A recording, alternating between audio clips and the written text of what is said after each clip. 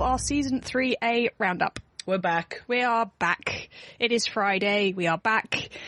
We went on a little long and we had to make it 2 again, which has distressed Michelle and her scheduling on the website. Only a little bit, mainly because we knew we were going to go on and we'd scheduled, and then Shadowhunters went and ruined our plans. They did. I don't like it. Freeform and their bleeding scheduling, or lack thereof. Yeah. How very dare they? Don't they know people are trying to run a podcast over here? They should. They should. They should know and they should care. They should, and they don't. They don't. Which is fair. So it's nice to be here on Friday with you all, and we've got our last theme to do, and then best bits and all of that. Have you worked out your best bits yet? No. You ask me that every time, and every time I panic, freak out, and go, no. I'm in a constant state of optimism that one day you might come to this just a little prepared. You're a fool. Apparently so. Anyway, on we go. So in regards to love and sacrifices, we've kind of got 6-7 different bundles of people we need to talk about. Yeah, sort of. So if we start off with Clary, because that's how we started the entire roundup. Yes, also I think for her the theme is most ostentatiously textualised. Yes, and most ambivalent, I'd say. Yeah, absolutely. So, of course, Clary has it thrown in her face that she doesn't understand what sacrifice means. We did say at the end of the episode that going forward we need to think about that. Does she understand it? And should she understand it? Should this be something that she needs to stop and actually internalise? Yes. And I'm coming down quite strongly on the side of no. I mean, I think the show's sort of telling us no. I think the show keeps putting these people who previously would have completely agreed with Jaya Penhallow that to be a Shadowhunter means sacrifice. But we've got Alec, who would absolutely, in the first season and a half or so, have agreed that to be a Shadowhunter means sacrifice. And for him, it was sacrifice of himself and his personal interest. You know, it's sort of like being a Shadowhunter had to come above everything else. He had to sacrifice his personal desires, any aspirations he had for his personal life. In season 1, literally an actual personality. Yeah, absolutely. We've also got Maris, who previously would absolutely have agreed that you sacrifice things because of your role as a Shadowhunter. And now she has a very different understanding of sacrifice, and she has sacrificed, but it's a very different way of thinking about sacrifice. She sacrifices now for love rather than for duty. We have Jace and sacrifice, which we'll come on to a bit later, but certainly the message the show is telling us is not that sacrifice is a positive thing or that it should be the automatic response. And certainly not sacrifice in the way that Shadowhunters understand it. Yes. We're using sacrifice as a catch-all for putting your duty as a Shadowhunter above all else, including your love for your family and your own self-interest. The explanation we get within that scene is through Clary saying, but what if it was your daughter? And Jaya saying, then we'd still have the wish. Yeah. Like, the sacrifice is of familial love, is of self-interest, is of your own hopes, desires, and passions. And the mission comes above all. Beyond all of that, duty to the angel and duty to the clave. And it's interesting that there are characters for whom that's less delineated and for whom those things are more delineated. So in what regards do we feel Clary does understand sacrifice? Is there any moment in the show where it feels like she does? Because I thought one of the things that was really striking was that when Clary was confronted with Jace, she was talking to the Jace on the inside, expecting him to be able to regain control, to be strong enough to overcome the possession of the owl for her. When Alec was talking to the owl, he was apologising to Jace for not being able to save him and saying goodbye. Yes. There wasn't a moment where he was appealing to Jace to fix this from the inside. Yes, and that I think can be simply put down to Alec's greater understanding of how possession works, that you don't break free of demon possession just because you'd like to. Also, Alec's been possessed. Alec's been possessed and did awful, awful things that weighed heavily upon him for a long time afterwards, presumably still now to this day, because he wasn't able to break out of it. He wasn't able to break himself out of it. He wasn't able to break Izzy out of it earlier on in that same sequence. I think that's the sort of difference in their knowledge. Yes, I think that previous knowledge is quite interesting in regards to discussing this and well pointed out. But Clary in that scene was asking Jace to come back to her and expecting him to be able to do so. Mm-hmm. And Alec was telling Jace that this is not your fault. I'm sorry, I did the wrong thing. Yes. And if we go on a basis that Jace remembers all of this, then Clary is basically putting guilt on him because he didn't manage to break out. Yes, I suppose so. And Alec is absolving him of that guilt. Yes. And putting it on himself. And I think that is where Clary differs from a lot of her other characters in regards to sacrifice. And it's not because she's a bad person. It is because she loves Jace and she's begging him to come back. She's not thinking through the bit where he will then feel as if he should have been able to do so. Yeah. The same guilt trip that Alec went through after the possession, that he should have been stronger, that he shouldn't have let the demon possess him, which is clearly a very Shadowhunter state of mind. But to open that out a little bit, you're contrasting Clary to Alec and Jace specifically, who both have a tendency to assume responsibility and guilt and to self-flagellate. They both hold themselves responsible for things that aren't necessarily anything to do with them more automatically than I think any other characters on the show do. Yep. And I'm not sure if that's a Shadowhunter thing or whether that's a Jason Alec thing, because I'm not sure we have any context for Isabel responding like that, for instance, or Maris. No, certainly not in things that we haven't got textual actually be their fault. I'm not sure we've seen our other characters in situations similar enough to make 100% call on it. No, but I sure. completely agree that is absolutely Jace's and most definitely Alec's jam. Yes. And I would have said that Alex externalises that more than Jace does. I'd have said that fundamentally Alex's self-flagellation comes from insecurity and for a lack of self-worth. And that lack of self-worth is then kind of expounded by the fact that he has a lot of responsibility and he has been groomed for leadership from a very early age, and he's taking responsibility for his younger siblings, and all of that kind of compounds to him carrying a lot of weight on his shoulders, whether that's his weight to carry or not. Oh yeah, of course. And every time his younger siblings messed up, or every time someone in the Nuke incident messes up, it's his fault. Right. So that all sort of compounds upon itself, whereas I'd have said that Jace's comes more from external trauma and self-loathing. I don't think Jace likes himself very much. I think Alec can't see his own worth particularly, but I don't think he hates himself in the way that Jace does. Yeah. Well, we concluded very early on that you don't want to be Jace's impression of Jace because Jace hates himself. Right. I think was pretty much exactly what we said. Yeah. Sometime back in the beginning of 2A when he was dealing with all of the Valentine and Soul Swordy type stuff. But yes, I just think that maybe their way of handling sacrifice and love and sacrifice Not the healthiest one. is not the most representative. Yeah.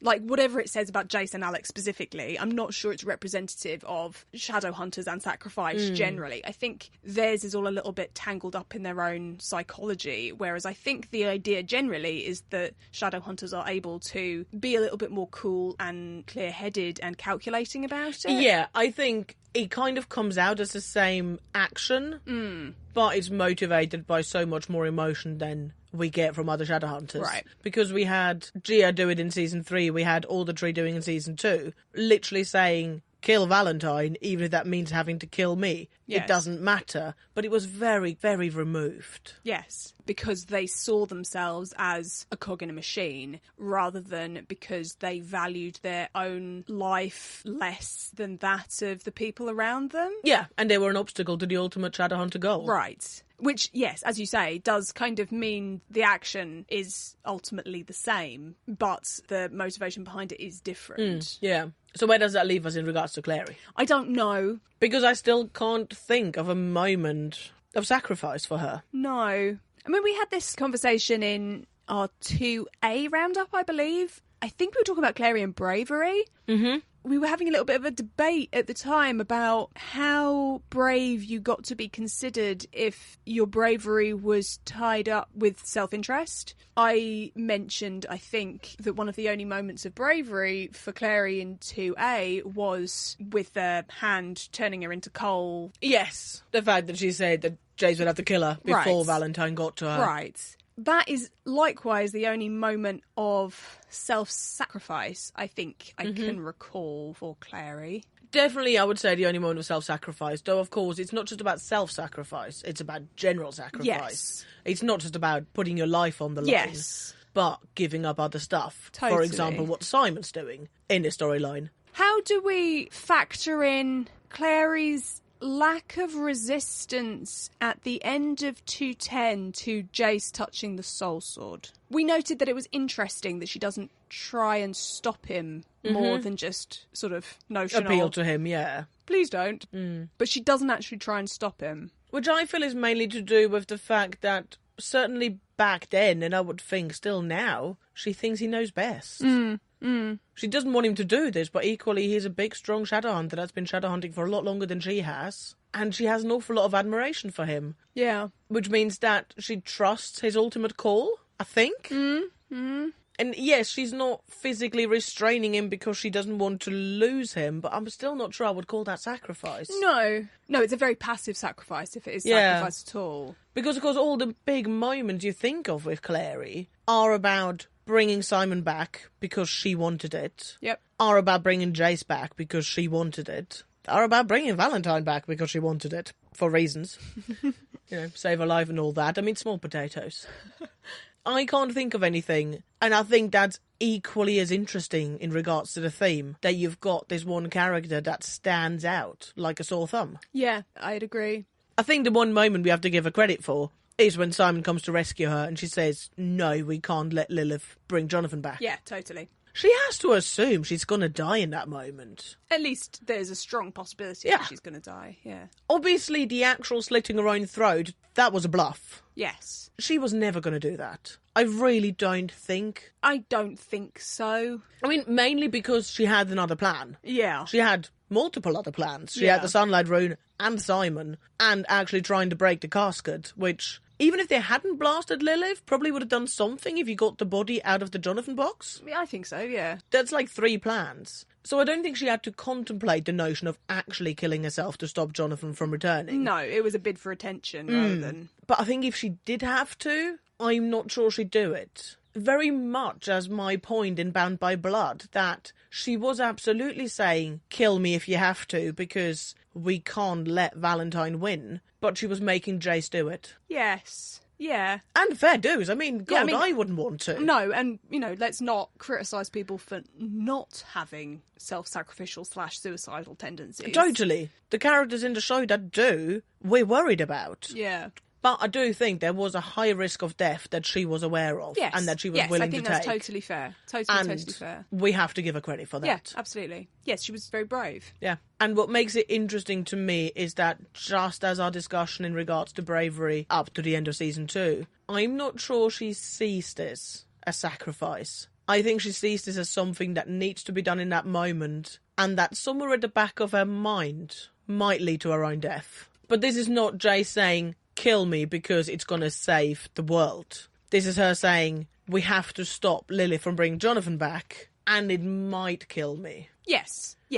Running into a battle, which is effectively what she was doing at the end there, is very, very different from stabbing yourself in the heart to save the world. Very different from Jace grabbing the soul sword at the end of 210 because he thought it was going to save the world and kill him. Yeah.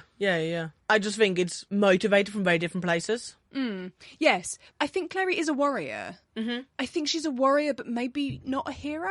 Yeah. Does that kind of... I can get on board with that. I think I might need to percolate on that one a little bit more, but I think a hero, a martyr, that maybe there's something about heroism that requires an element of martyrdom. And I think Clary has no martyrdom in her whatsoever. No. I think she is a warrior, and I think she is becoming increasingly comfortable as a warrior, as a soldier, and the battles she may be fighting and the generals she may be following may be shifting ground somewhat, in that I think she is increasingly close to pledging allegiance to a cause, and a cause which possibly will coincide with Alec's cause and therefore mean that she's pledging allegiance to him as a leader separately from the Clave, from the Shadowhunters generally. Yep. That even if it takes a very long time before we get to where we're kind of reading into where we are heading with Alec and the New York Institute and the Clave, and that there has to sort of be a departure or a revolution at some point in there. But that Alec is proving himself to be an increasingly independent entity, and that he is the leader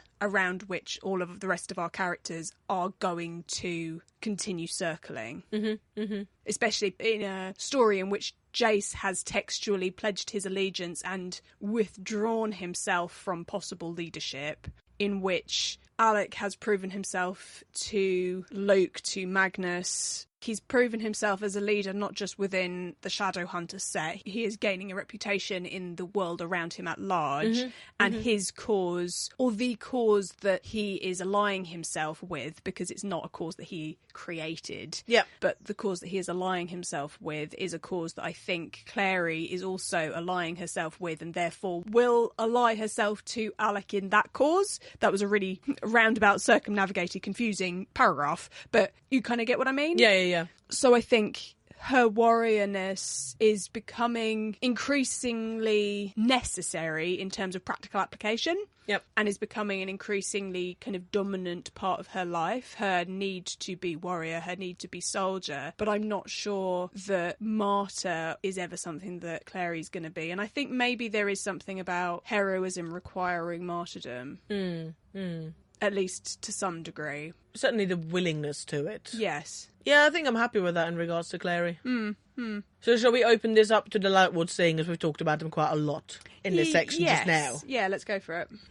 So shall we delve into Jace's self-destructive tendencies and what that actually means in regards to sacrifice and, mental health? Yeah, I think we're going to have to. Because, of course, you do have to walk a balance with Jace in regards to how much of it is sacrifice for the sake of saving the world, saving other people, and how much of it is just the quickness to which he tends to go for self-destruction. Yes. Because we called it out in his trial under the Soul Sword that him trying to slit his own throat at the end of the trial was incredibly previous, because he hadn't been sentenced yet.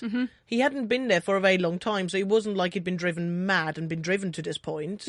And sort of dismissing the fact that, of course, his siblings were going to bust him out if he was actually going to be sentenced for life. Yes. And obviously this is a Jace who's coming off the back of being captured and tortured and held by Valentine, so probably not he's a broken biscuit, don't get me wrong. Right.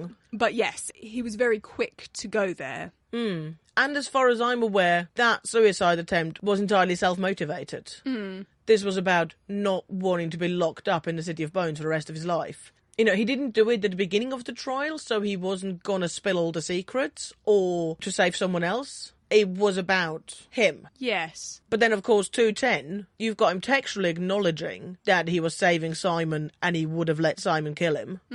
And then 20 minutes later, you've got him attempting to destroy the Soul Sword by destroying himself. Both of those things is for other people and for the world. But again, heavily motivated by the self-destruction. Yes. And I feel, interestingly, for, of course, most of Season 3, there's nothing he can do. He's researching, he's trying to work out what's wrong with him, he's keeping people at a distance because he doesn't want to hurt them. He is to a degree sacrificing getting help, or at least having someone in his corner, by keeping them away from himself, the danger he poses, the stain he poses, I suppose. Yeah.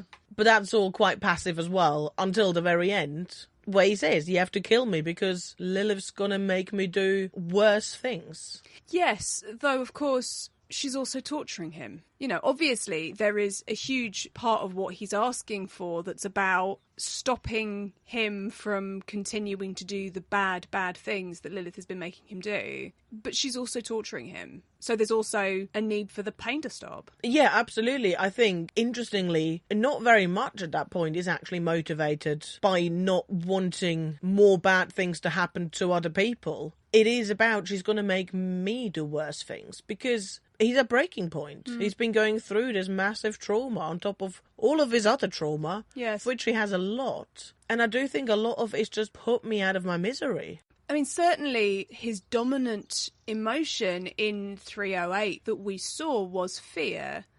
That he was afraid of what he was going to do. He was afraid of Lilith. He was afraid of having to kill Alec. You know, that was a huge thing for him, that Alec turned up in the room and he said, I can't kill you too. Yeah. He was afraid. And I think quite a lot of what has motivated Jace to these self-destructive tendencies is about a fear of himself and a fear of the darkness that he feels he brings in his own wake, and a fear of what he believes, you know, the bad things he believes he's capable of. He doesn't think he's a good person. He doesn't think he's going to do good things. He assumes he's going to do bad things. He assumes he's going to hurt people. Yeah, Jace really doesn't like himself very much. No, and he's afraid of himself.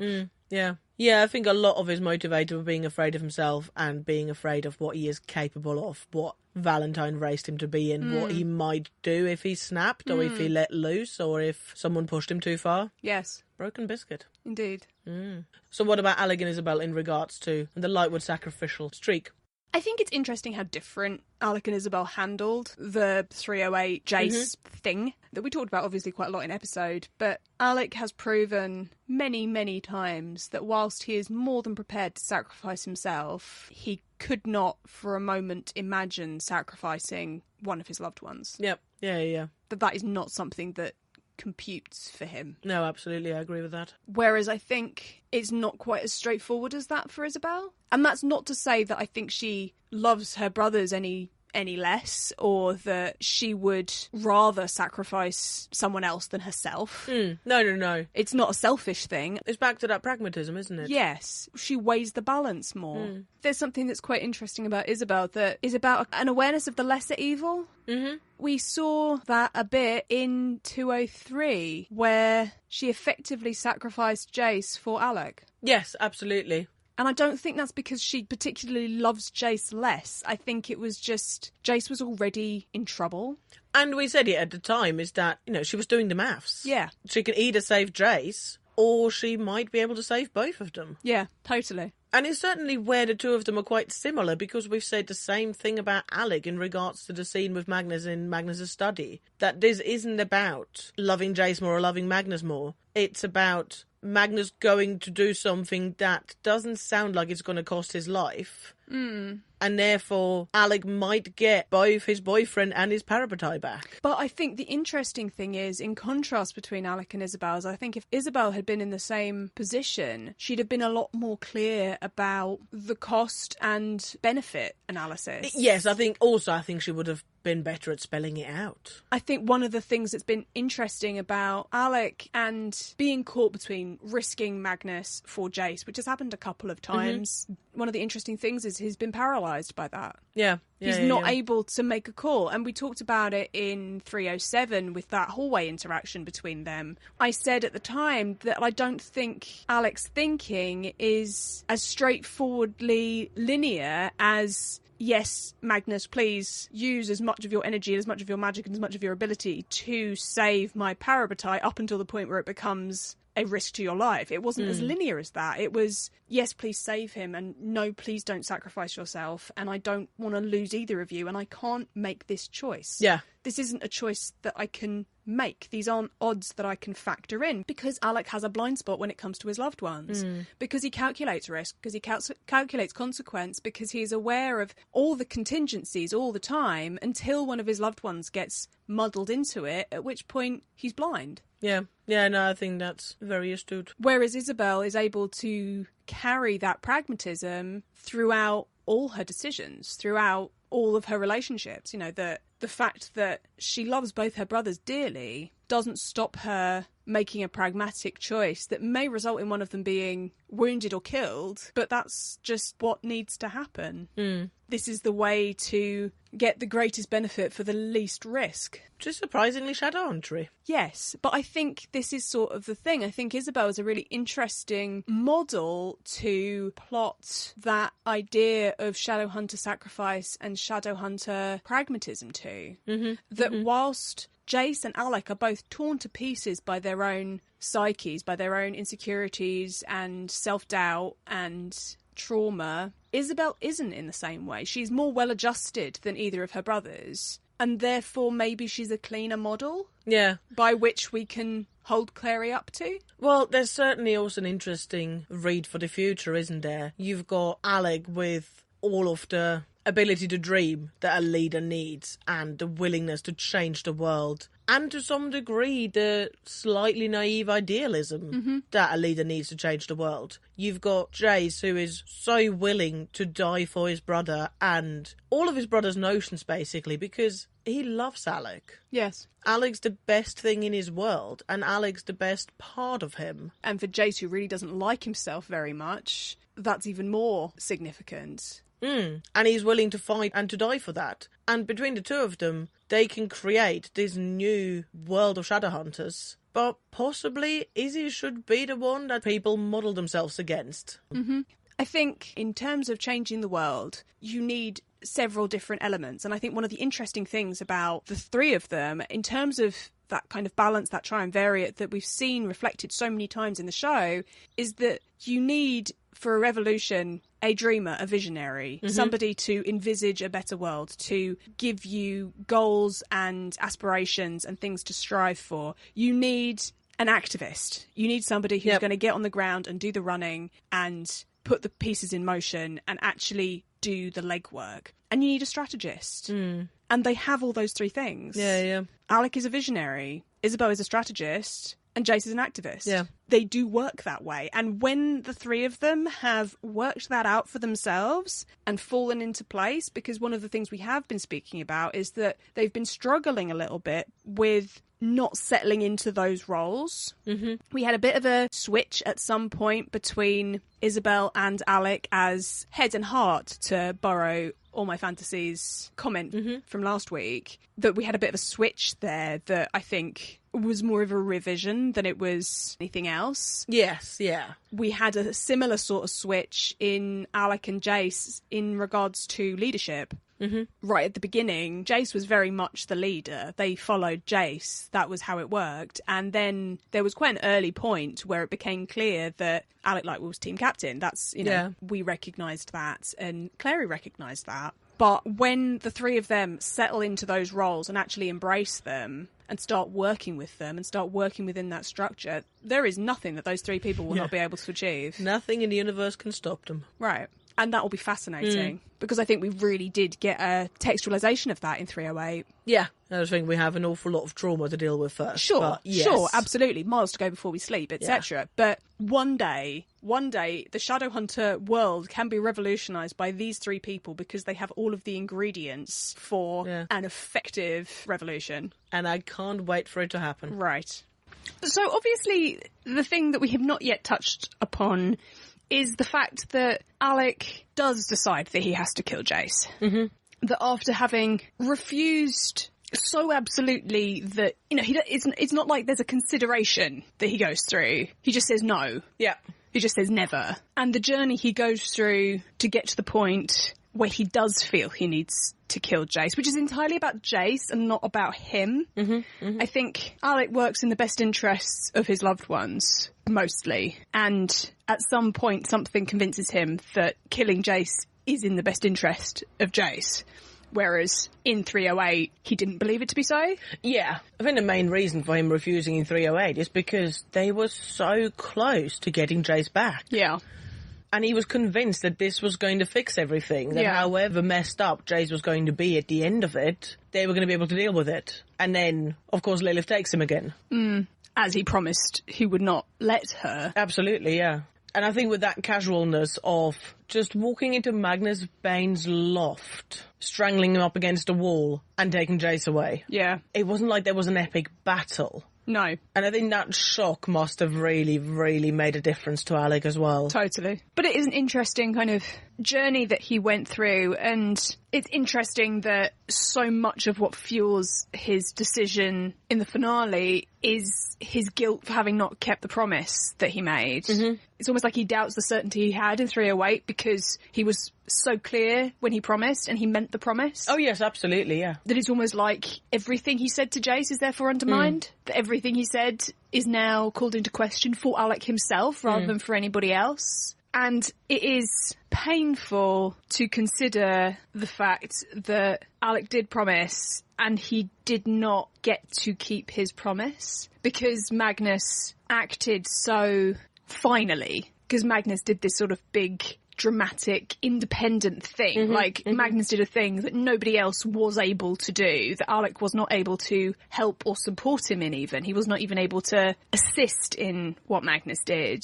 Jace was saved by Magnus and nothing else. By Magnus's actions, by Magnus's sacrifice. Which means that Alec didn't even get to keep his promise a little bit.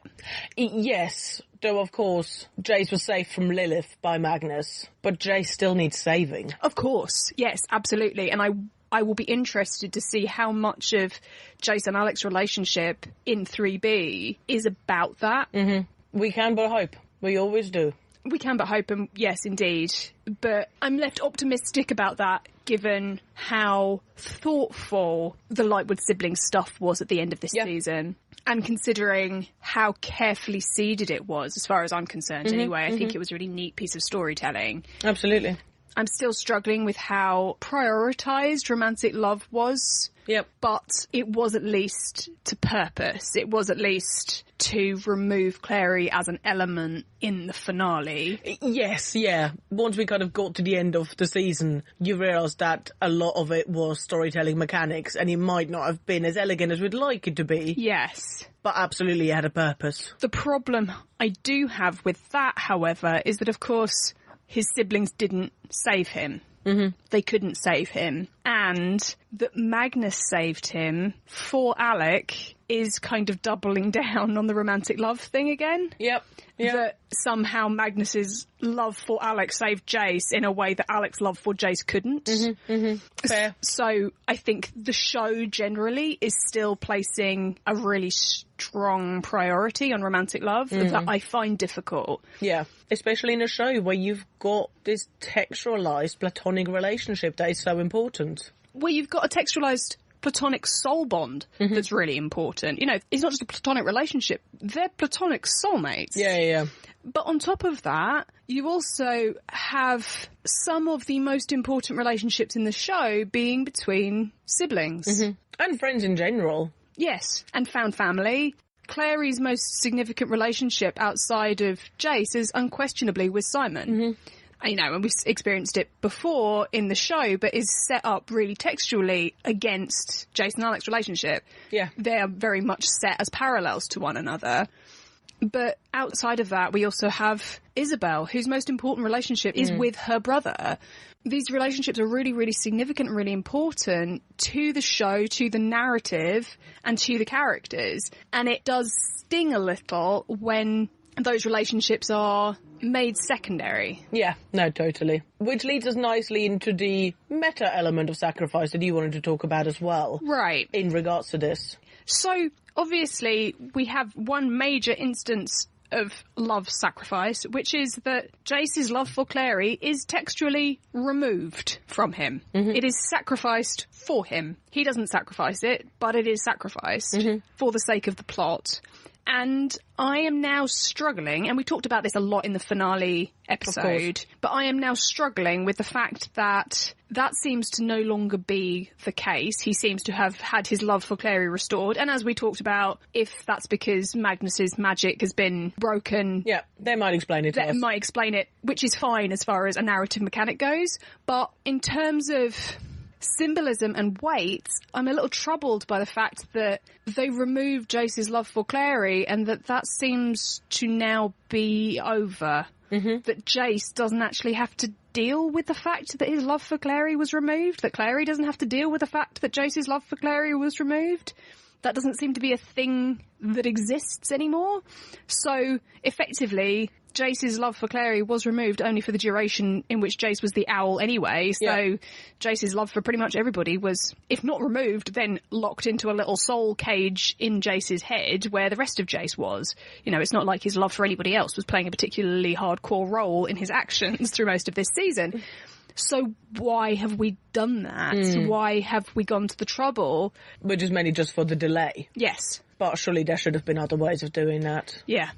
I mean, if I had been plotting it out, I probably would have left it as being something that was purely from Jace himself, that effectively Lilith's hold on him was because he was losing a battle. Mm-hmm. That she had been fighting him for control and that he was pushed back within his own head. There wasn't an external factor. That's probably how I would have done it, just for the sort of significance of Jace himself having been the warrior and the victim within his own situation. Yes, and not entirely damseled by it all. Right. That if he'd lost a fight, it might have made Jace feel a little bit more autonomous within his own story. Yep. If this was a battle that he had been fighting and that he lost, that might have added some weight to that, because you're right, Jace does end up feeling a little damseled in this. That's just a bit problematic, and I wish they'd done something different, basically. Because I feel if we're going to deal with it in 3B, it kind of needs to take up most of 3B, and that's really not what I want from Jace. What, you mean the love for Clary thing? Yeah. If we do in any way carry it on. But we're not. Jace, at the end of the finale, loved Clary again. Yeah. What was his motivation for his behaviour in the last few scenes of the finale if it wasn't love for Clary? So he loves Clary again, so... All we're going to get is an explanation, if we're going to get anything at all. If we're going to get anything at all. Which is unfortunate, but we have grumbled about it a lot. Yeah. We're very sorry. Yeah. We will stop now. We will now talk about the last Lightwood that we don't have to grumble about, because it's Maris, and we like her. Indeed. So we've already talked a lot about the changes in her throughout this episode, but one of the main things with her in regards to sacrifice is, of course, the decision she makes over not involving Alec with the Clave to the ruining. Yeah, absolutely. That she decides to bear the consequences by herself because they were her actions and it is her cross to bear. Yeah. Which is nicely juxtaposed to her need for family in this season. Is that a lot of what's motivating her at the moment is her children, is her family, is being together, and that she has to make that decision to ask Alec to stay out of it. Yes. Yeah. I mean, it's also, of course, interesting that we get the flip of that in the finale of Alec asking Maris to stay out of it. Yeah. And we talked a little bit about that earlier in terms of motherhood and children seeking independence, that the reason that he can offer her protection, the reason he can go to bat for her is because he's come into his own power, is because he's sought his own independence, is because he no longer needs her. But there's an irony, I guess, in the fact that the minute he no longer needs her is the minute that she's available for him to need. She's been distant and unavailable from her children for, as far as we can tell, their entire lives, right up until the minute where they've all found their own independence. And then there she is, or already unavailable. That's, and that's ironic, but it does mean that they can come to a place where they're forming a relationship as adults. Oh, yeah, totally. As independent people, which is maybe better balanced, maybe more equal. Because you're absolutely right. You've got that independence that is giving Alec his strength at the moment, which is what enables him to say, no, you have to stay out of it. But it's also what frees her up to say, no, you have to stay out of it. Because they are coming at these situations as two adults on equal footing. Yes. And it should make their relationship a lot more balanced. It should do, though equally it plays right back into Lightwood's break noses and accept the consequences. Yep, they do like doing that. When he was a kid and he got into the fight that he did with Preston in the class, she expected him to accept the consequences of his actions on himself, that he was responsible for his own actions. She expected him to accept the consequences for that. That has always been the through thread of their relationship, of all of the Lightwood's relationship. That is their core ethos, more than any of the other things that we've kind of had subliminally through the sort of Lightwood family edict. Yep. That is the most consistent and the most closely adhered to. And I think the one that Maris is operating from now she's come to terms with the wrong she did, that she's ready to accept the consequence, or is accepting that there should be consequence. Or... Oh, absolutely, yeah. This is why she doesn't want Alec to fight the Clave's decision. This is why she turns up at the Institute and says, I'm going to find a flat and a job and a hobby. Because this is what she has to do now. Yeah. And there's no use crying about it, is there? Yeah. And this is why we like Maris Lightwood. And at the same time, it's so clear that she's taken the opportunity to say, okay, well, now I don't have to deal with that anymore. I can focus on my children. I can focus on being a mother to them as I wasn't before. And, it seems like she's happier for it. So far. I mean, we don't know. We didn't get to see her at the end of the season. But yeah, so far. But it will be interesting seeing her paired with Luke in the way that she clearly is going to be, because I think there's a sort of general implication that maybe he's happier for what happened to him as well, that the act of becoming a werewolf, the process of being thrown out of the circle, thrown out of the Shadowhunters, thrown away from Valentine was traumatic, but that I think his life has, generally speaking, been happier for it. I think that's the implication we get, that he got to spend a long time with Jocelyn, who he loved, that he formed this relationship with Clary, who he considers his own daughter, that he's got this job with the police force, which we'll come on to in a minute in terms of how that fits into this theme, but the werewolves too, that there seems to be purpose and drive to his life that he finds quite rewarding. I don't know, I think we get the impression from both of them that not being a shadow hunter has ultimately been the best thing that could possibly happen to them. And I think, interestingly, with Luke, I wonder whether where we're going is that actually not being an alpha wolf is going to make him happier as well. Yeah, I think so. Because he was really bad at it. And for most of the time, he didn't do it. And it's not exactly like he wanted the position. He kind of killed the previous alpha sort of by accident. See, I think there's something quite interesting that I think he killed the previous alpha because he was at a point where he needed to be in a stronger position to help Clary. It's sort of. It's a slight reread of the season 1 plot for Luke. And it suggests an awful lot of premeditation on Luke's part. I'm not suggesting premeditation, I'm suggesting... Or do you mean narratively? Neither, particularly. I mean that the events happened as they did at the beginning of season 1, brought the situation to a head. That Jocelyn was gone, that Clary was aware of where she'd come from, that she was in with the Shadowhunters, and that was going to be difficult for her, that she was going to be taking risks in order to get Jocelyn back, and that Valentine was going to at some point become aware of her existence and might show an interest in her.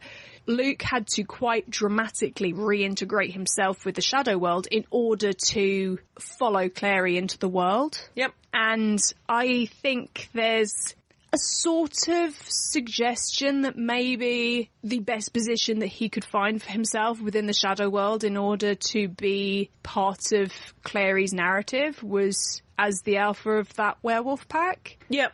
I mean, it certainly made an awful lot more sense in season 1 than it has at any point since. And I think it's quite interesting that the minute he walks away from the pack, from being the alpha, is the point at which it is no longer helpful to him in regards to protecting Clary, to being there for Clary. Up till that point, it was beneficial for Clary for Luke being the alpha of the werewolf pack. Yeah, which very nicely brings us on to his sacrifice. Right. But the point at which he sacrifices the alpha ship, sacrifices his job with the police force also, pretty much, is the point at which those things get in the way of him helping Clary rather than assist him in helping Clary. Yep, absolutely. Which I think works really well for the alpha position. Makes me a little bit worried about his commitment to his job as a police officer in the first place. I'm not saying it's out of character, and I completely get that he didn't have time for, internal affairs. But I think an awful lot of Luke's character was about the fact that after he stopped being a Shadowhunter, after he'd gone through that traumatic experience, he was lost and he found himself in being a police officer. And we've got him discussing this in this season with Izzy about how much he was trying to make up for what happened. And I suppose in the very same scene saying, at some point you have to stop making up for stuff because I missed out on so much time I could have spent with Jocelyn. Which, quite nice foreshadowing, actually, to all his decisions at the end of the season. Yeah. It's also that I think it's pretty clear that he's been holding on to his position with the police seriously tenuously since he got re-involved with the Downworld. Yes, yeah. There were the demon murders back in season 1, the cover-up, the internal affairs investigation there, that whole thing with Simon pretending to be a murderer and then getting shot a lot so that the corpse could mysteriously disappear.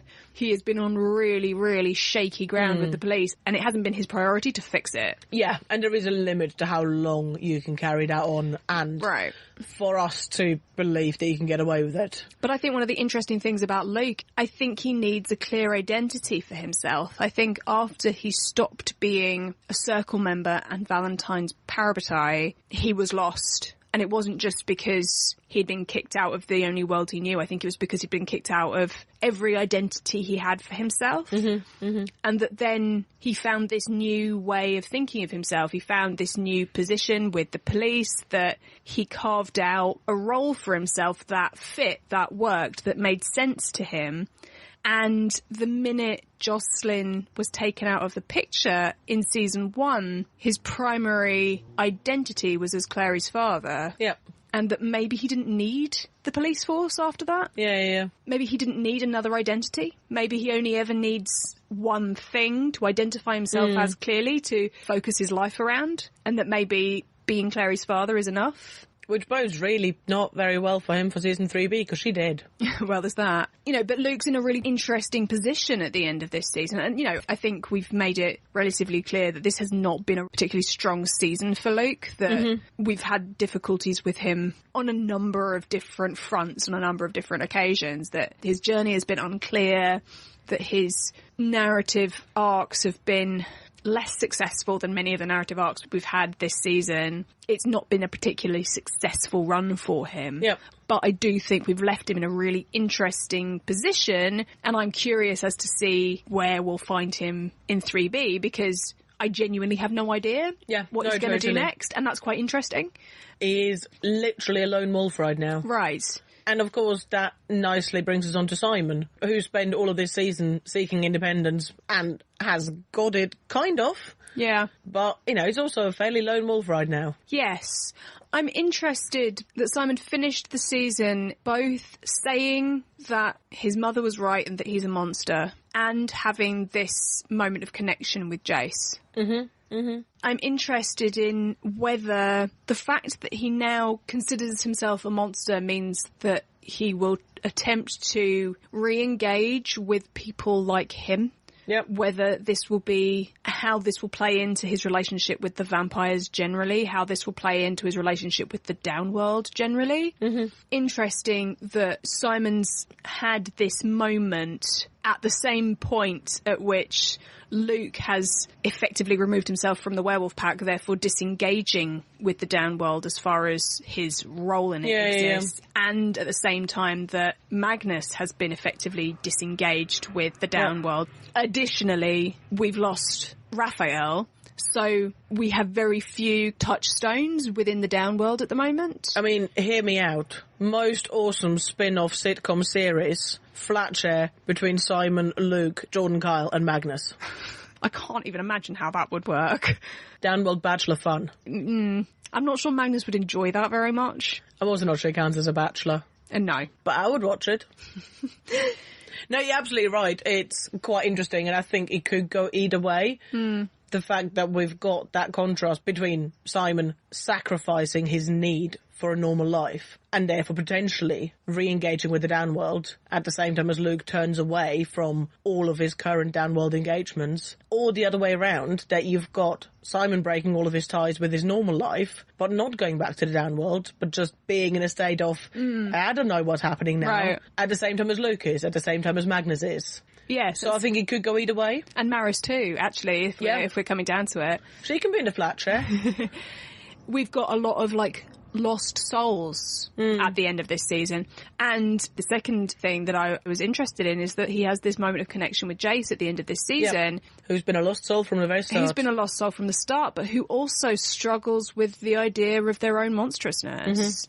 That Simon has decided that he's a monster, just like Jace has, will do, continue to do, does over and over, that maybe they've got something else in common now that is not something that you ever would have anticipated them having in common, because Simon is so fundamentally optimistic. Yeah. He's so fundamentally sunshiny and good and positive that it's interesting having him kind of turn so completely inwardly to his own darkness. But that's because that eternal optimism is what in the end cost him everything. Yes. The fact that he kept trying to pretend that he could lead a normal life. Yeah. And he's really learned that he can't. And then, of course, the other downworlder that we need to pick up on, just because the show seems to have forgotten about him, is Raphael in regards to sacrifices. And, of course, also Maya. Yeah. Who the show didn't forget about, but the show did kind of write out at the end. Yes, which I don't have a particular problem with. I mean, obviously I missed her, but... And I'm sure she'll come back. Yeah. Starting with Raphael, just because fundamentally I have a very limited amount to say, because he was booted so unceremoniously out of the middle of the season. Yes, totally. I think there's less to say about Raphael's whole character, but it is interesting to talk about him in regards to the theme of sacrifice and love.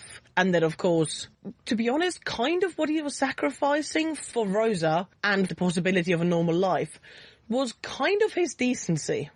Yes, certainly his morals. We've had interesting discussions before of Raphael as a character with quite a clear moral code. Mm-hmm. That it's not necessarily a moral code that's the same as any of our other characters, but it is quite a precise moral code. And yes, this was contrary to that, I believe. You know? I would say so. And yes, so totally, in a lot of ways, he's sort of sacrificed himself in search of normality for his sister, I guess. Yeah. I mean, it was such a mess. Like, the way in which that story was told was such a mess. Yes. It's difficult because why did he carry on seeking that after Rosa was dead, you know? It's also, I can't tell whether his line to Heidi about how he wanted this for all of the vampires was an excuse because she was about to kill him, or was his actual reasoning, or was just to show explaining why he continued after Rosa died. Yeah. It was a mess, absolutely. Yeah. And, you know, we were not clear either as to why it took more than one burn with the UV ray to establish that Heidi didn't have daylighter powers, you know. He's not very good at science. Right. No, the storyline doesn't make any sense. And it does feel like we've scapegoated Raphael for something that is a plot contrivance. As in Heidi. Yeah. Being the plot contrivance in question. Yeah, totally. And he deserves better. He does deserve better, and I will be interested to see how they reintroduce him, because, you know, they are going to reintroduce him. We're not done with Raphael, I'm pretty sure. We've got nothing telling us that he's not going to come back. Equally, I have no awareness that he is going to come back, other than no one threw a rap party for David Castro and, you know, thanked him for all of his work on Shadowhunters. Right. So I assume that we're still going to have Raphael at some point. Also kind of would assume that if he was done, they'd have killed him.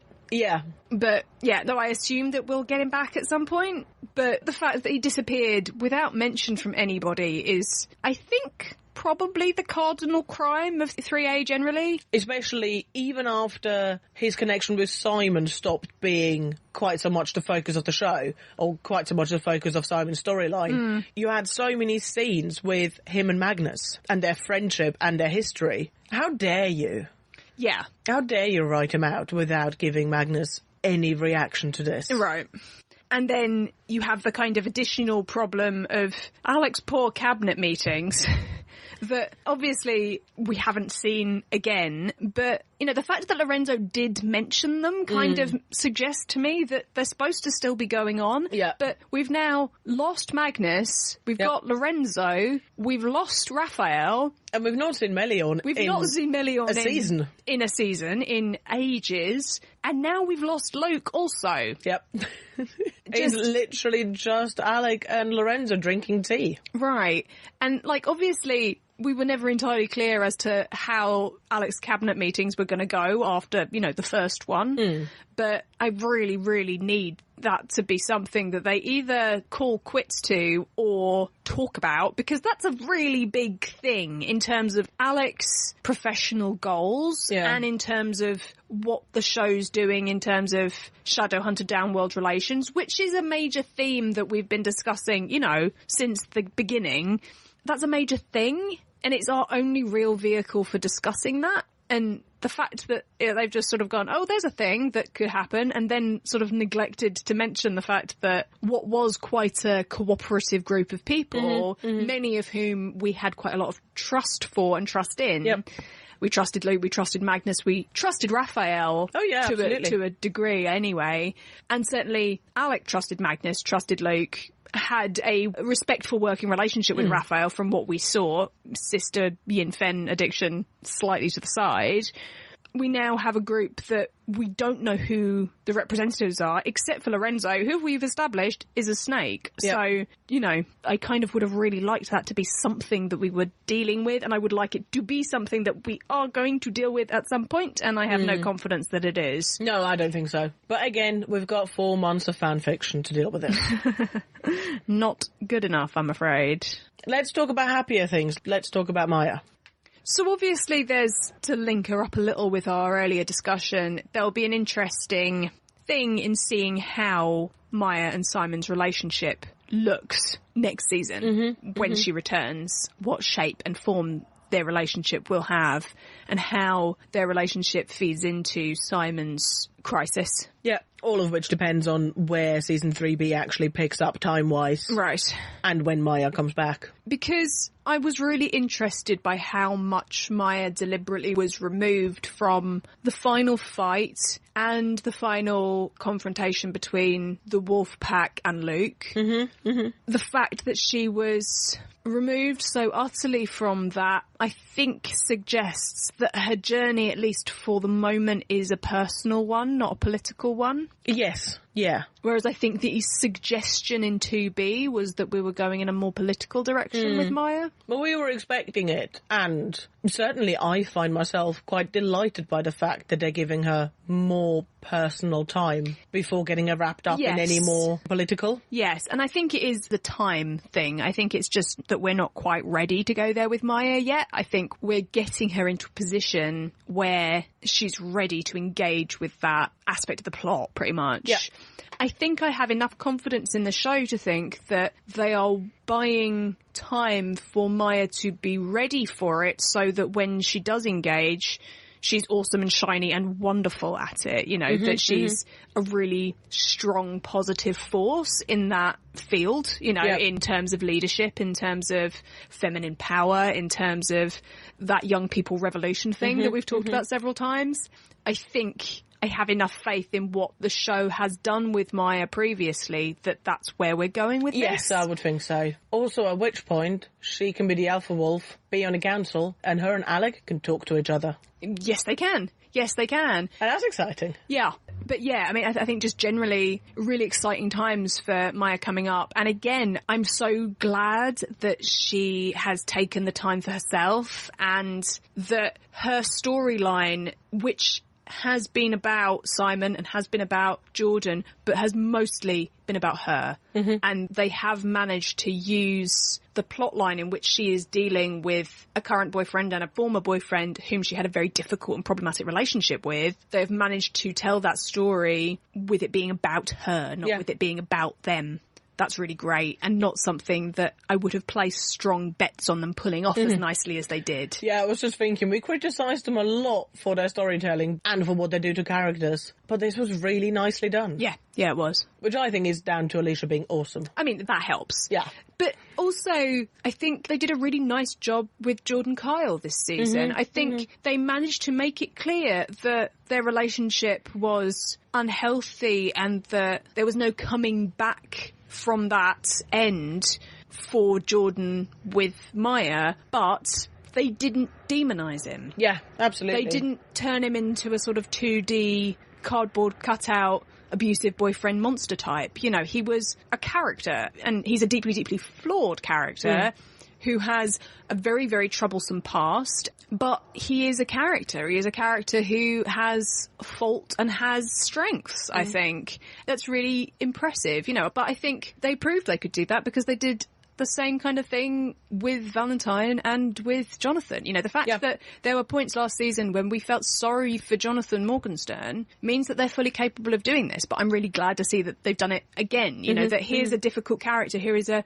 negative character, ultimately, who we're not going to like by the end of their story. But that doesn't mean that they're not fundamentally a human being with nuance and a point of view and experiences which give a context for their actions and their behaviour, even if that's not a justification or a rationale for it. You know? At the same time, feeling sorry for them doesn't mean we have to forgive them. No, absolutely not.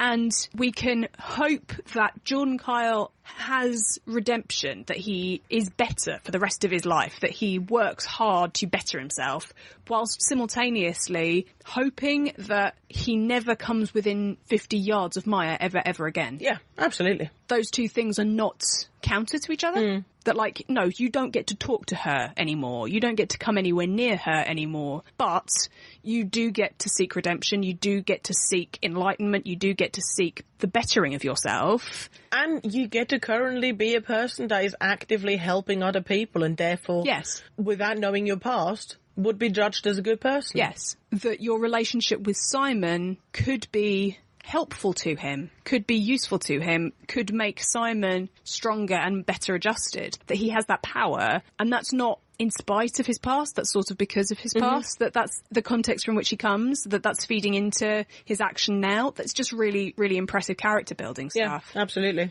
And then, of course, lastly, we have to tackle potentially not the biggest sacrifice of this half season, but certainly the most plot relevant going forward. Yes. So Magnus. So I think there's a very limited amount that we can add to a discussion about the act of him sacrificing his magic at the end of the season. I think, for my money, we kind of discussed that as much as it could be discussed. Yes, totally. In our 310 episode, just because we haven't got there yet. And we haven't seen him really since he happened. Right. So I don't want to preempt a discussion of the sort of effect that will have on Magnus and the effect that will have on the people around Magnus and what relevance that will have to the plot and how he might feel about it and how he might counter that. You know, I don't want to kind of preempt all of that by trying to discuss it ahead of time.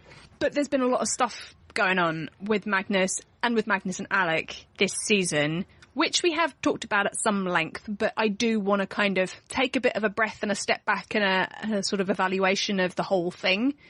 Because we started off the season with Magnus having lost his position. Yep. I don't think we can say that he sacrificed his position, because I think, as we've previously discussed, he kind of deserved it. I think... Yeah, he messed up. He made a call that was ultimately the wrong call, and he was relieved of his leadership position because of it.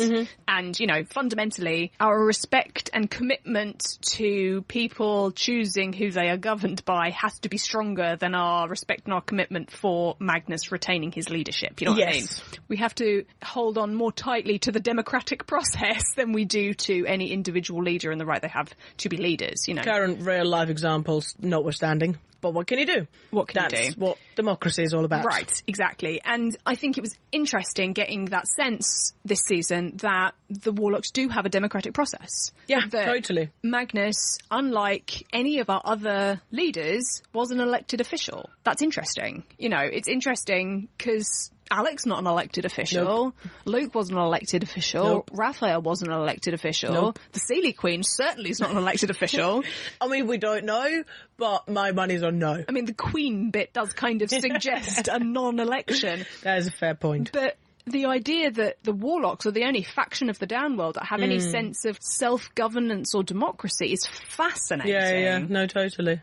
There is some relevance, I think, in that Magnus lost his position thanks to his own people in the same way that Maris did, sort of in the same way that Luke did, that it was from within their own faction that they were removed from power or from their position. I think there is a resonance there. But it's interesting, that's where we start the season, that we start the season with Magnus already being kind of on the back foot. Yeah. Very much for the fact that he did not give up this position. He didn't want to give up this position. Yeah. And then, of course, interestingly contrasted to the fact that Alec, half an hour later, immediately does give up a position. Yes. And that is very much a sacrifice. That is very much a chosen rejection of this job for other reasons. Yeah. And it's not something that we got, really, in the show, and it's not something that we've talked about, but I do wonder how much of that resonates with Magnus. Just the fact that all of this happens in the same episode, when he's reeling so much from having lost this position that meant so much to him, and to have Alex so casually turn down this position, that certainly Magnus' fault would mean so much to him. I think it very much plays into the fact that they've been in very different places from the beginning of the season. Because I really think it would add to that, the fact that if we'd shown Magnus harbouring more guilt or more worry over Alec turning down this job for him, ultimately, in regards to his own feelings of loss over the High Warlock position. I think it would really highlight just how far they are not in the same space in any of the conversations. Yes, and we sort of got it sketched in. I mean, we talked about how unfortunate it was in 301 that we didn't get enough depth into that storyline, that I think we said at the time that we felt one of the less successful bits of Malik emotional plot that we've ever had. Yeah. That they really skated it when it was a kind of significant issue that we could have done with a little bit more depth and exploration of. I just felt, to me, in 301, what I was missing was the information on the Claven and Alec's character. But actually, in hindsight, what I'm also missing is that dissonance between the two of them. Yes, but I do think we got that sketched in. I think that was there, even if it wasn't as thoroughly explored, as in depth as we would have liked it. Because we do get that sense in 301 that Magnus is acting blasé about Alec going off to Alicante and taking this job because he doesn't want Alec to give the position up for him. Yes, totally. That he's torn over obviously not wanting Alec to go, but not feeling like he's able to ask Alec to stay. That's a conflict for him, and that's difficult for him. We also get really clearly textualised that this isn't a conflict or a question or a problem for Alec. He gives up the position without even thinking about it. It's not a sacrifice that weighs on him at all. It's the easiest question in the world for him, it seems. You know, it's like, do you want this job and move to Alicante away from your partner? No, is the answer to that, quite simply. You know, it's like he doesn't seem to debate it. And, you know, we had a bit of a question as to whether he should have debated it, as to whether it should have been.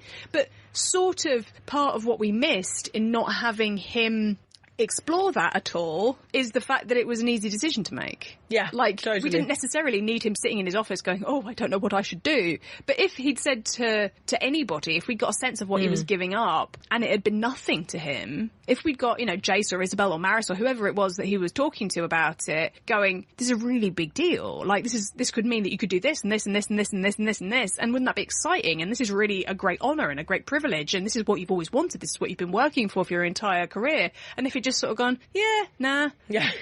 Wouldn't that have told us quite a lot about how he felt about this decision and how he felt about the choice he was making? So we missed something in that not being explored. But I do think that the notion is there, even if the depth and the exploration wasn't. We can extrapolate from what was ultimately a fairly sketched-in plot. Yes, totally. Even if it would have been nice to have that a little more filled in for us.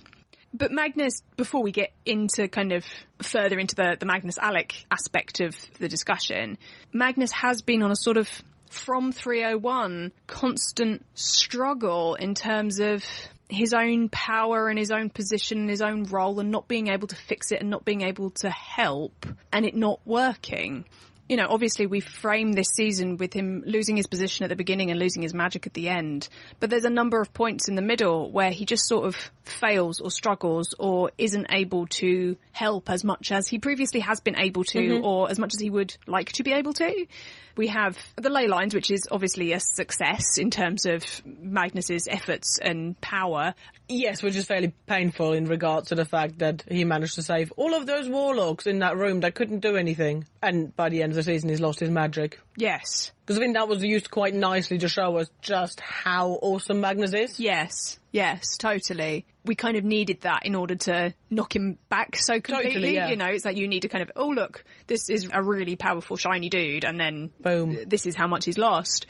But, you know, we then have the sequence of him and Raphael, which obviously didn't get a follow-up from, but really should have been something that played into Magnus's feelings of failure and powerlessness. Absolutely, yeah. It would have been beautiful if he'd at any point found out what Raphael was actually using. The daggered route? Yeah, something like that. I think the vampire sedating route. Yeah, that one. Magic vampire route. What Raphael was using it for, and that he yet again thought he was doing a good thing, but also had someone come to him because he is really, really powerful and really good at stuff that turn out to be so horrendously negative and have so many consequences. Yes. Which, of course, is what we do with Lilith. Yes, but it would have been really, really, really good if we could have actually had a response to the Raphael situation to textualise that. We can headcanon it. You know, we can, I think, work that into a read of Magnus's character, which is completely consistent with everything else that happens in the season.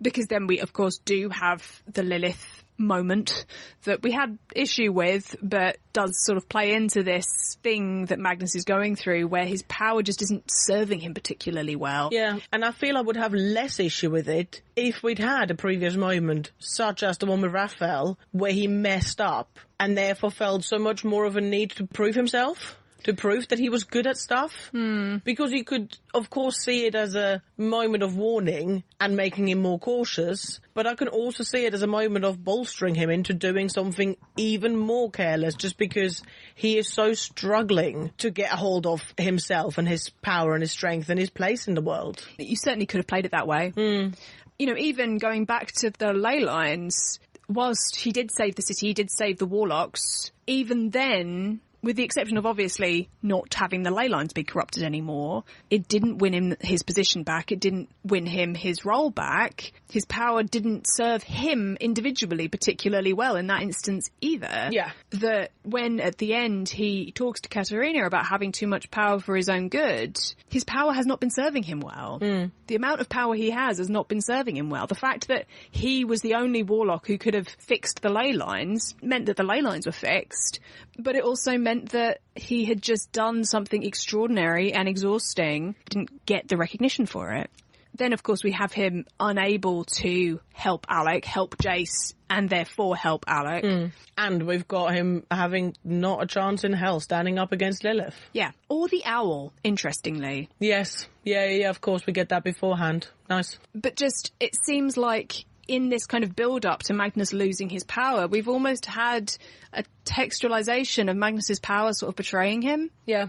His power has let him down in some instances by being too much, you know, by being more power than is good for him. And in some instances, not enough. And of course, you've got all of that combined with the textual foreshadowing in regards to sometimes it's nice to take a shower without magic, and sometimes it's nice to tidy up things without magic. Yes. And all of those elements. But isn't it interesting that that's the angle we've come at that from? Every time Alec has asked him a question of that nature, what he said is sometimes it's nice to do these things without magic, rather than the answer to the question being, I really love doing this with magic. Totally. The emphasis has always been on the things he likes doing without magic, and I don't know whether that's to give us some kind of assurance that he'll be okay. I think it's a bit of both. I think it's an element of he'll be fine, but also just to really rub it in that, well, you liked showering without magic when you had it. Yes. But now you don't. Yes. I think it goes both ways. And of course the other element of foreshadowing / this is now going to become relevant, is the issue between Magnus and Alec and immortality that's been brought up this season and all of the problems it's been causing. Yes. And potentially Magnus losing his magic takes care of that. Yes, and again, we can't really discuss that too much until we're sure that that's something that we're going to be dealing with. But we should talk about Magnus and Alec in 3A. Yes, we should. And I think the interesting thing that we're dealing with Magnus and Alec, and I think we sort of discussed this before, is not so much the immortality thing as the communication thing. The immortality discussion is sort of a facet of the communication discussion, or the lack of communication discussion. That in 301, they textualise that the thing they really need to work on is their communication. Yeah. That the thing they need to focus on and actively work on is their communication. And the thing that they absolutely 100% fail to be able to execute properly this season is communication. It's gotten better than it was in Season 2. I do think they've gotten further with it. Yes. You know, we said it in episode. The fact that Magnus snaps at Alec is still better than walking away and not talking about it. Yes, totally. It's not great. It's not the healthiest communication, but it is a start. Yes, though I think, interestingly, whilst the communication is more textualised this season, I think they are less emotionally in pace with one another than they've ever been before. Yeah, to a degree because the issues are bigger, and to a degree because the world issues surrounding them are bigger. But there is an element to which you just sort of want them to have each other and be this island in the storm. To be able to be that for each other, and they're not there. No. And I do think it's interesting that there is a change in them in 307 when it's almost textualised that they're going to put the fight and the argument and the conversation aside. Yeah. Because there's a problem to work on. And they are so much more in sync. Absolutely. For 308, 309, 310 than they were previously in the season. They may not be battling together, but they're working together really, really effectively. And they have a huge amount of respect for each other's work in the end of this season, I think. And I did really like that. Yes. I did like how much they were just able to put a hold on this fight they're having, because it is really not the most relevant thing right now. And while Magnus, of course, was talking about something else, he wasn't wrong when he said, let's just be in the here and now. Even if the here and now is battling Lilith and getting Jace back. Right. It's just, this is a really big issue. We're not going to fix it in 5 minutes. And to be fair, we're not going to fix it at all. Yeah. So let's put a pause on it. Yeah. But then after that, you also have to unpause and actually talk about it.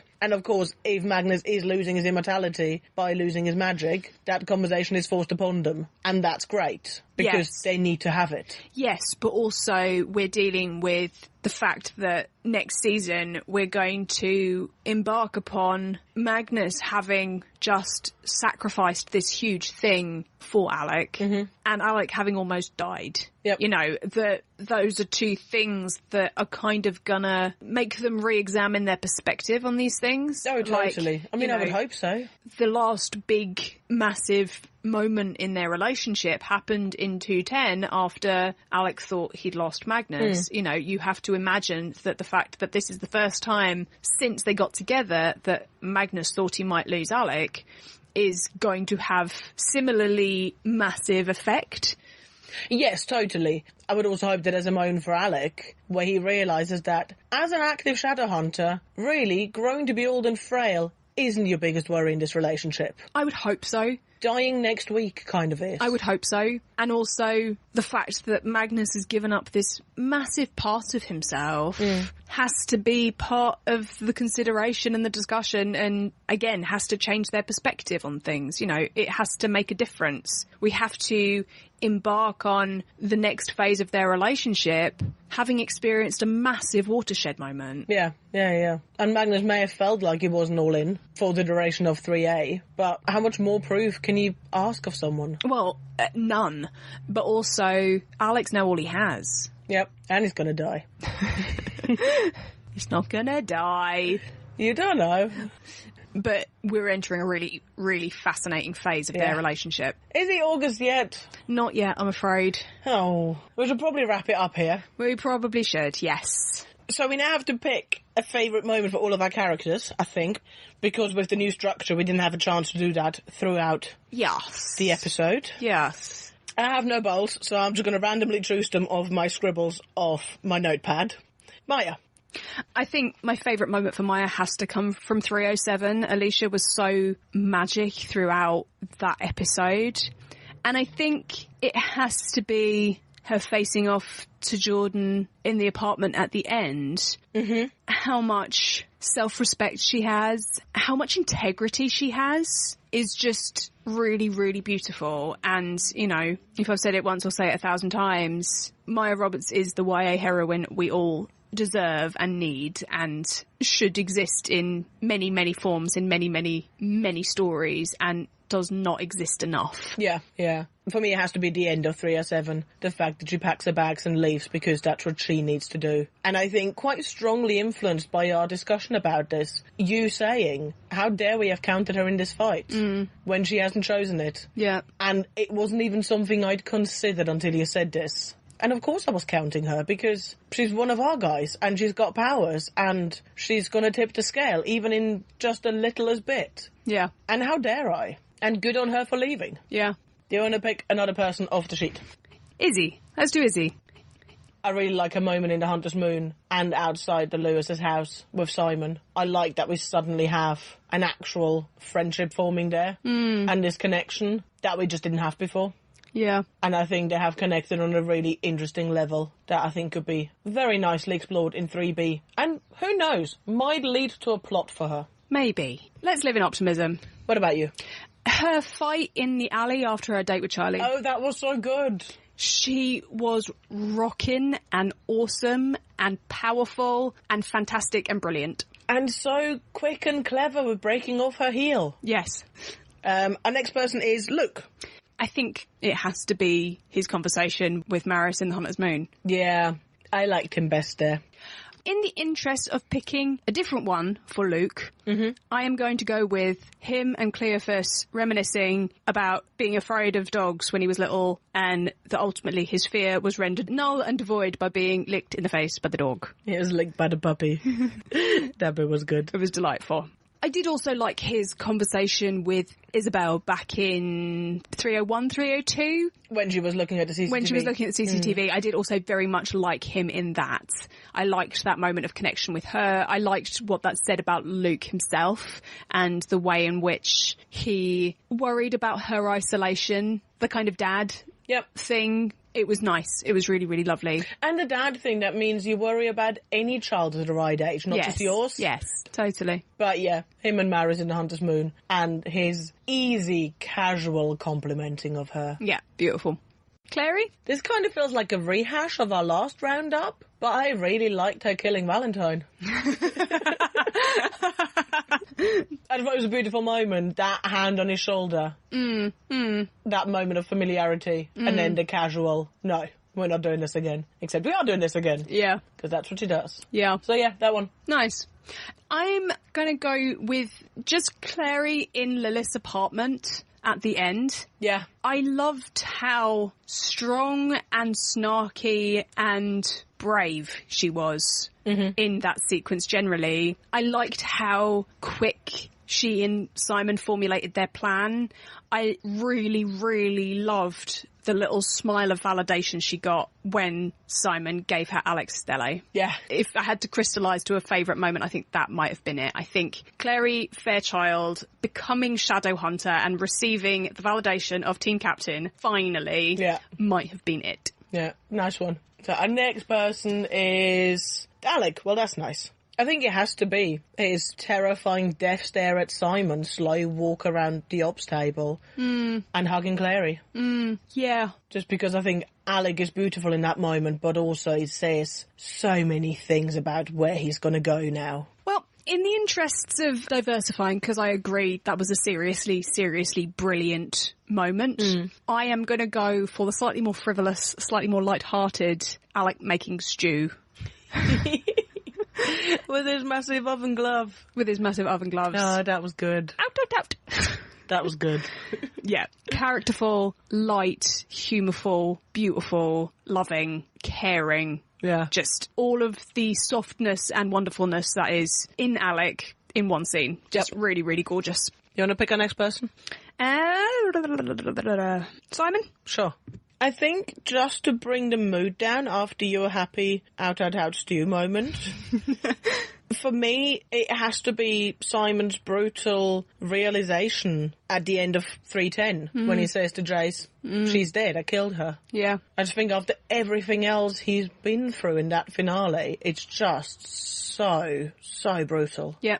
I'm having a bit of a debate with myself because I think this season has been really strong for Simon. I think Simon has benefited from the fact that generally this season has felt a little split focus and jumbled. I think there's been some really good content and really good kind of scene by scene sections, but I think generally this half season has felt very, very much like we were moving things in place for 3B, which means that I'm really excited about 3B, but it does mean the half season overall has felt less cohesive and less well-paced.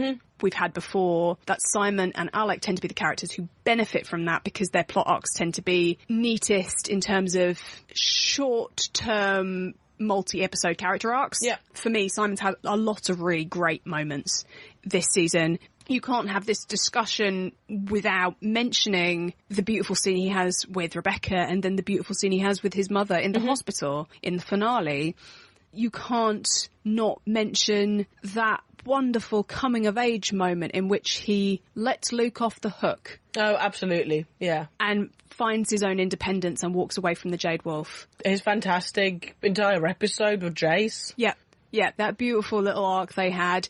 that wonderful claiming of his own story he did when, at the end of that sequence, he made Jordan his roadie. Yeah, I mean, I was really close to picking that, but I picked that in episode. Yes. So it felt like cheating. Yes, you did. But I still loved that moment. Yeah. And I am going to pick that moment he has when he appears in Lilith's apartment in 310. Nice. It's what I'm going to hold on to because Simon was so broken by the end of 310 that even after everything he went through with his mother and his sister, he was still so much himself that he retained his humour and his good temper and his optimism. And that means that I have faith that even after thinking that he's lost Clary, he will find those things again. Yeah. He will retain himself. He will retain a sense of himself, that he will not allow himself to be subsumed by the darkness he thinks he's identified in himself, that he will not do what Jace has done and allow that darkness to consume him. I have faith in Simon Lewis, and I think that moment in 310 means that I'm right to have that faith. Yeah, no, I think that's fair. He is a Sunshine character. It's just at the moment there's a lot of clout. Yes. But it doesn't mean that he won't come back. Yes. Which leaves us with Magnus and Jace. So, which one's going to be less depressing? Let's do Jace.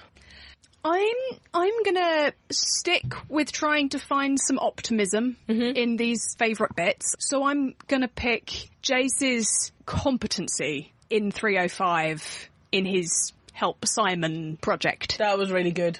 You know, you guys know how much we love competency here on Today, and I just love how competent he was in that sequence. I love how much Jace was seeking his own competency. How proactive he was how about it. How proactive he was, and how good he is at this stuff when he allows himself to be, when he doesn't get distracted by all the other stuff that's going on in the world. He's really, really good at problem solving. He's really good at detectiving. You know, he's smart and he's capable. And I loved him walking around Simon's apartment. Yeah. And you getting this clear sense of him seeing everything and calculating everything and registering everything, and that all of that clicks into focus for him later. It's just beautiful. Yeah, no, absolutely.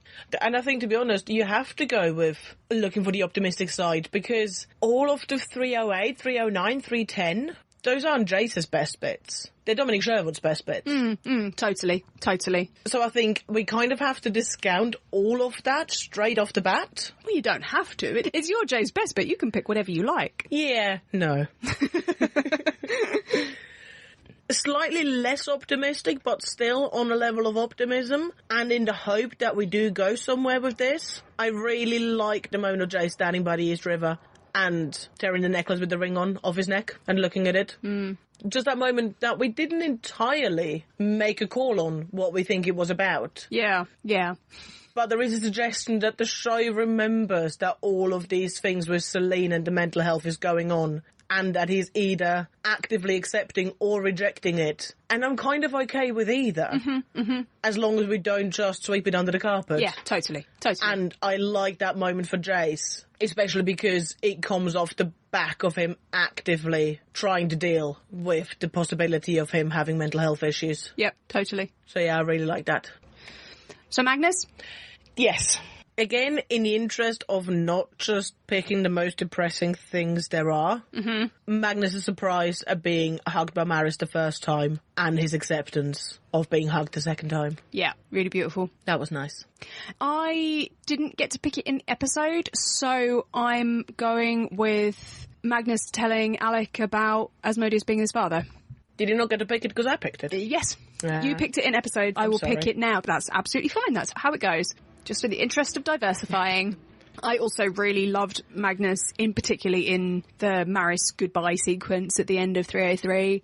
Really, really lovely. I also want to mention Magnus and Alec's scene in 404 with Alec, with the stack of books and the research and... Yes, yeah. You know. Very nice. Magnus is really, really lovely in that sequence too. But I'm going to go for him telling Alec about his father. Fair enough. I mean, I'm just confused that you at no point gave a shout out to Alec's bare feet. The scene was kind of horrible and traumatic, though. Well, sassy. Well, sassy. But yes, I mean, obviously, Alex Barefeet do need to have their particular own mention. Oh, is that what you were holding your MVP for? Oh, yes. Now, that's my best bit of the season, is Alex Barefeet. It's not my best bit of the season. It was good, though. I did enjoy it. Which brings us nicely on to the terrifying, daunting task we have to face every roundup. Yes. Shall we do ours first, or shall we talk about other people's first? I think we should talk about other people's first. You're just delaying now. Yeah. Which of our lovely listeners have written in with MVPs and best bits for us? So we've had a write-in from the Super Frick in which they say that it was really easy for them to choose a favourite episode, which is 308.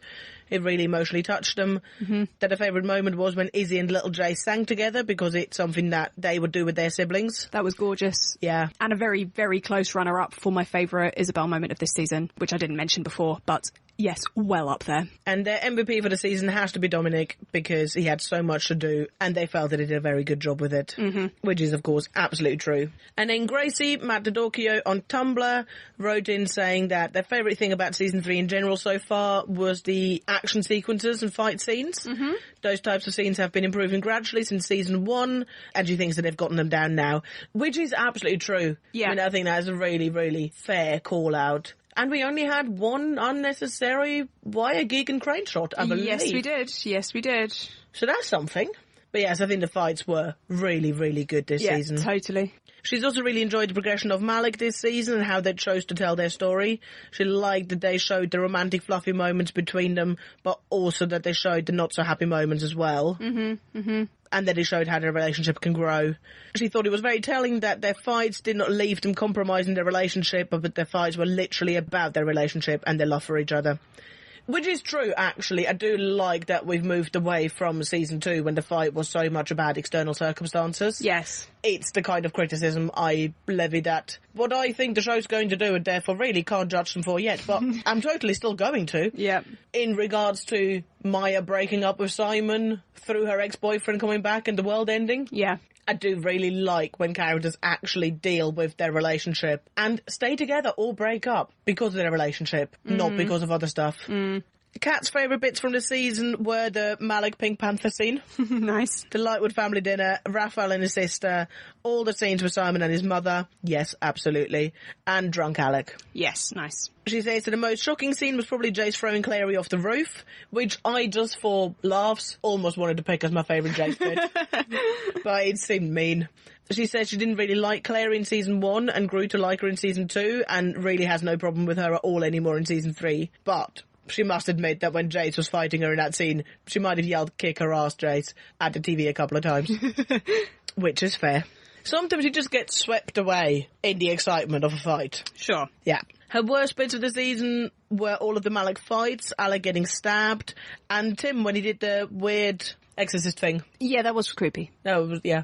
Though, for me, not as creepy as when the owl dislocated his jaw to put the hellfire down his throat initially. Yeah. That was really, really horrible. They did do really well this season with the gruesome. Yeah, absolutely. They did really effective stuff with makeup and with the kind of physical effects, plus the CGI of all of those things. Just really, really great stuff they were doing this season. Yes, which we also had an additional writing from Gracie saying that the makeup department was completely on point this season. Yes, they totally were. Not just aesthetic-wise, but also in terms of wounds and bruises, that everything looked really realistic. Yep. And that costuming was very good this season as well. Yep.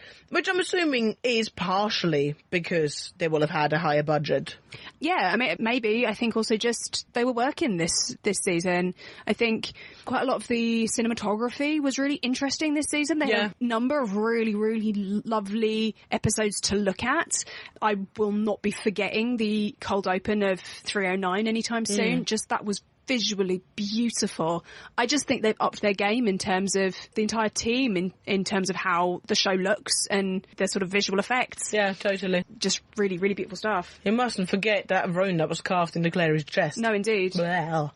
And Kat's MVP of the season has to be Jace because of all the things that the character went through. She loved his pain as real Jace and his dark side as the owl. And then Kat sent us an additional comment saying that she forgot the scene where Alec magics the 2 arrows from behind his back and that he's right up there with him shooting his bow while going backwards on the shopping trolley. We know that you like that. Because she just won't not talk about it. She won't not. However, I was well down with the arrows. Yes, I was well They down were with the arrows. awesome. Alec and the fight scene at the end was awesome. So good. Like, I got so much pleasure out of seeing Action Alec again. Yeah. It was just fantastic. And Alma Fantasies wrote in and said that her best scenes were Alec distracting Lorenzo while Magnus looked at the ley lines, Raphael and Rosa, Alec cooking with his oven glove, Maris' dinner at Magnus's, and Simon's family in the hospital. And that the best episodes were The Power That Be and What Lies Beneath. So 302 and 303. Mm-hmm. And that, unfortunately, is as long as we can put it off. So now it's our turn. Yes. Now, you've been doing some maths. I have been doing some math. Which category do we want to do first? Do we want to do best bits, MVPs, or episodes first? Scene, episode, MVP? That seems a logical way of doing it. Best bit, episode, MVP. Okay, yep. Have you got a best bit, Mish?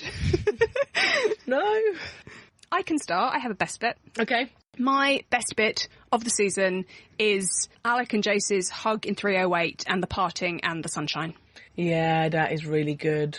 Powerful, emotive, beautifully performed, beautifully shot, and so evocative. That just the one shot of them parting and there being sunshine in that room was just delightful. I just adored that.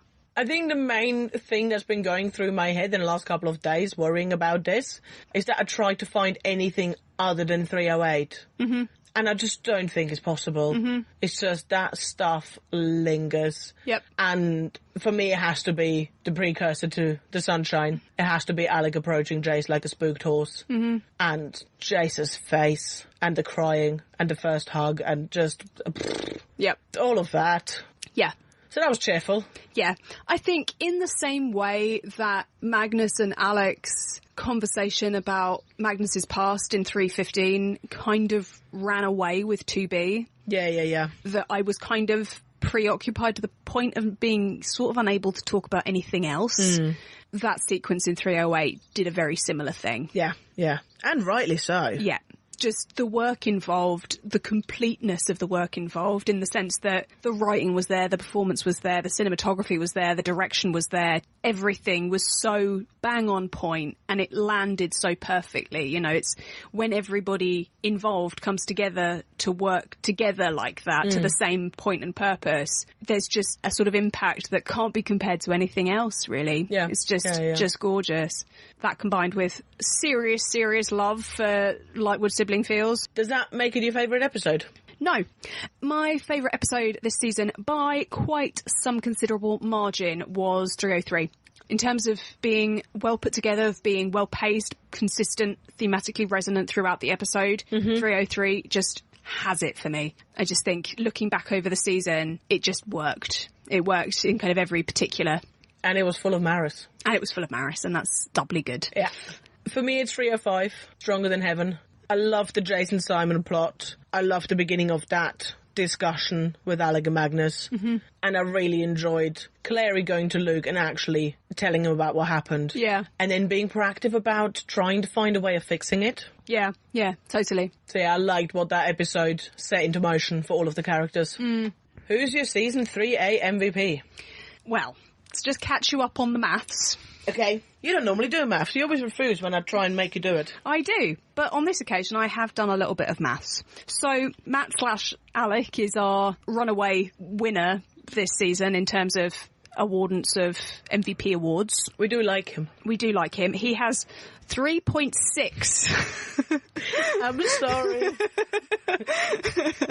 This is because of Michelle in 302 insisting on giving 6 out of our 8 core cast members a 6th of an award. Yeah. Yes. However, that's not how maths goes. Rounded up. Okay, fine. So yes, that's rounded up. Michelle's now querying my maths with a quizzical eyebrow.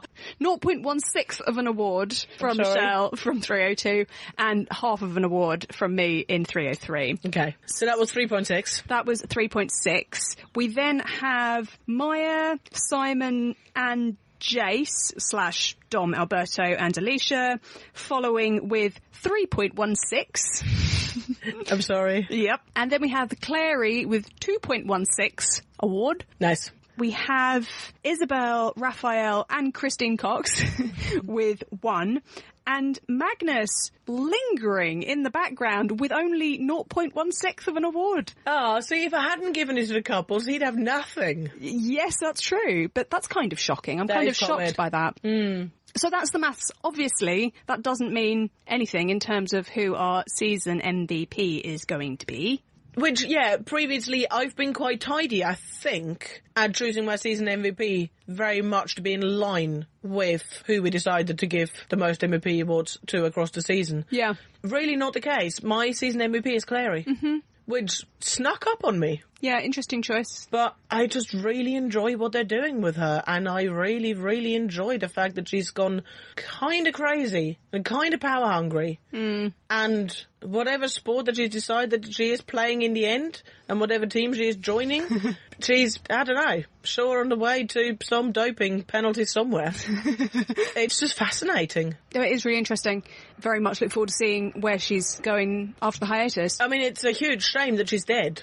It is a huge shame. Yeah. I mean, she's such a promising future. She's not dead. So sad. She's not dead. I'm not even going to pretend. I'm not even going to do them like the dignity of pretending for a split second. Fair enough. And Kat was fantastic this season as well. Kat was fantastic. Kat really stepped up to the plate. What about you? I am going to go with Alec. Because maths. Not so much because of maths, but more because the vast majority of my favourite standout moments from this season include him. Alec has undergone a really interesting breakthrough this half season, that he's doing some really interesting things, that he's in this really fascinating moment of flux that I'm finding really intriguing. I felt more than ever this season that he was the glue by which this show is held together. Yep. I valued him this season. Yeah, I think that's fair. So I'm going with Alec. Fair enough. And I don't think we have to feel bad about Magnus, because I kind of suspect he's going to get at least half the ones of Season 3b. Yes. So I think we're all right. Yeah, I suspect so too. For the most part, Magnus is suffering more than any other character for that sense I have of this being a kind of plot movement, things in motion in order to make ready for 3B. I think more than any other character, he's suffering for that, which hopefully means that he will benefit more from it in 3B. Yes, one would think so. But I think all of his arcs just feel a little truncated / incomplete this season. But they should be awesome, and I cannot wait. Yeah. Really exciting stuff. And that's it for our roundup. My goodness. Yeah. Now, of course, we do have 3 months to wait, and we've said this before, but just to say it again, we've got a series of hiatus podcasts scheduled. They're all up on the website on fascinationandfrustration.com, so do come and check it out. We are kicking off next week with our Rex episode, talking about things that you can read, watch, listen to while you're on the hiatus. And then the week after, we're starting the Descend is Easy book club, discussing the Mortal Instruments, which we're going to be doing for 5 weeks. Yep. However, we do have some episodes scattered about in between the book club episodes in case this is not your cup of tea, which is absolutely fine. We're then going to be discussing the movie, and we're then going to be talking about adaptations between the 3 things. We've got a Parapatai episode planned. We've got all sorts of fun and frolics to keep you guys busy. Yeah. While Shadowhunters is off on holidays, being on beaches, going to weddings, all that kind of stuff they do, rather than making more episodes. What's wrong with them? How dare they? To be fair to them, they've made all of their episodes. They could be making more. They could be making haters episodes. We are. And if you would like to join in on the book club, you must read chapters 1 to 5 to be up to date for our first book club episode. In 2 weeks' time. In 2 weeks' time. So you've got 2 weeks to read or remind yourself of chapters 1 through 5 of The Mortal Instruments City of Bones. I think the only other thing to say at this point is that we have been completely overwhelmingly blown away by the response we've had whilst we've been live. Just the support you guys have given us is really outstandingly amazing. And I know, who knew that the internet is suddenly in 2018 the nicest place in the world? I know, you guys. Back in the days, the internet was scary and mean. It was. You guys are so lovely and so wonderful, and you make us feel like this is such a worthwhile thing to be spending quite a lot of our lives doing. So thank you so much for that. Absolutely. Thank you so much for the support. And if you are interested in sort of supporting us in a slightly more active way, we would always really, really appreciate you going over to iTunes to give us a rate and review. That is the best way to spread the word of the podcast, but equally by sharing our content on Twitter and Tumblr, just spreading the word and getting the news out there to anybody who may be wanting a Shadowhunters podcast and has not yet been able to find us. Yes. So thank you very, very much again for the support. And we will talk to you next week. Yeah. Speak to you next week, everyone. Bye-bye. Bye.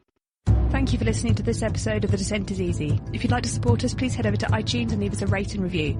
Alternatively, come follow us on social media and help spread the word by liking and sharing our content. You can find us on Tumblr under The Descent is Easy Podcast and on Twitter under Descent_is. For more information, see fascinationandfrustration.com. Thank you very much for listening.